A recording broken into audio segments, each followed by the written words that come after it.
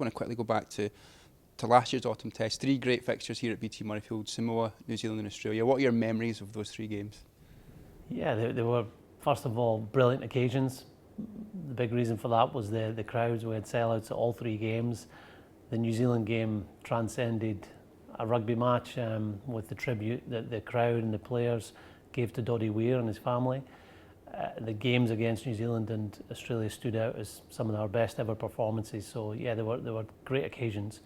It would be nice if we can create something similar this November. Yeah, well, it's a 40-man squad, which we are very pleased with in terms of the quality of player that is available, the level of performance we've had from our players since the start of the season. And obviously our memories go back to what happened on tour and who impressed us on tour and in the Six Nations as well, because there was a few players we didn't take on tour for various reasons. Probably the 3 players that stand out are the 3 uncapped players. So Blade Thompson has just came over to play in the Northern Hemisphere this season. We've known about his Scottish qualification for a while. He had an excellent season for the Hurricanes, starting at number 8, and now with the Scarlets both playing at 6 and 8, he's played very well at the beginning of the season. Sam Skinner, again, is a player we've known about for a while through his Scottish ancestry and his dad being a proud Scot, and it's great that he's committed to Scotland. He's been an excellent player for Exeter Chiefs in the last couple of seasons, and there's a lot more to come from Sam. He is a very good rugby brain, very good attacker, and as someone as part of that Exeter pack, he's also very good in the set piece. Sam Johnson is a player I know really well. We signed him at Glasgow 3.5 years ago.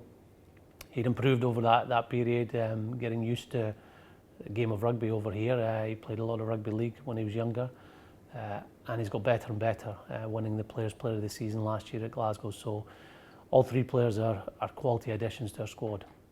How good is it for you to bring in a player who's experienced that winning culture and winning something like the Premiership? Yeah, that's a really good point. I think Sam we see as an individual player that can compete for a place within the Scotland team and really add to our game.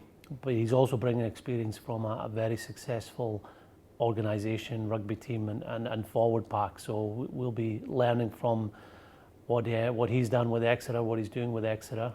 We're very excited about how he's going to play and integrate with our squad, because some of the things he does with his running lines, his offload ability, his general rugby awareness will certainly fit very well with the rugby we play. 4 world-class scrum halves. You must be delighted that you can bring all 4 of them into the camp. Yes, and 4 is probably one more than we'd normally select. For 2 reasons we've gone for that. First one is the form of those 4 scrum halves, and also the fact that Greg will be back with his club at Claremont for the next 2 weeks. So he won't be available to play in the game against Wales. That's just going to be players that are based in Scotland at Glasgow and Edinburgh. Henry's had a very good season, played regularly for Edinburgh. Ali's back in the form that he was in this time last year, going into the November test in the Six Nations. He looked really good for us on tour as well, so it's great that he's recovered from his injury. And George had a terrific season last year, really impressed us on tour, especially in the Argentina game. So look, there's 4 players that are in top form, and although Greg isn't won't be involved in our first game, he's been in great form for Claremont this season. Greg obviously over in France, and Finn Russell obviously now playing at Racing. You touched on Greg there a little bit, but you've obviously keep an eye on Finn playing in Racing. What have you thought of his time in Racing, and obviously he warrants a selection in the squad? Yeah, he had a very good start to the season. He's adapted really well to the French way of playing and the Racing game plan. He communicates well in the field, so I don't know if that's in English or French, but you see him talking a lot to the players around him. He seems to be enjoying his rugby. This was always going to be a big challenge for him, and he felt that he could get the best out of himself by taking on that challenge, and we've seen that so far this season. Fiji first up, obviously, is always an exciting game against the Fijians, maybe a little bit less structure than you'd expect from other teams, but still a very difficult side to play against and one that we need to look out for. Yeah, they're an excellent side. The last game against us was in Suva, and they beat us, and they deserved that win. I believe they're one of the most improved teams over the last 4 or 5 years. I could see them going to the knockout stages and beyond in the World Cup if things clicked for them, because of their individual talent they have, and where these players are performing now on a regular basis at top clubs in Europe. And you ally that with an excellent coaching team, and you've got a very, very dangerous side. In South Africa and Argentina, both teams that seem to have turned a corner in the past couple of months. How much are you looking forward to facing the physical battle of those two teams? Yes, well, if Fiji are one of the most improved teams of the last 3 or 4 years, over the last 3 or 4 months, South Africa and Argentina certainly have made a lot of improvement.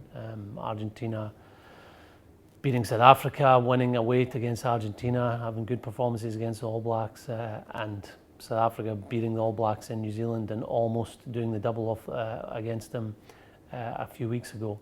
So they're both physical sides. They're both playing attacking rugby as well. So it's not just their traditional strength, which would have been through the forwards.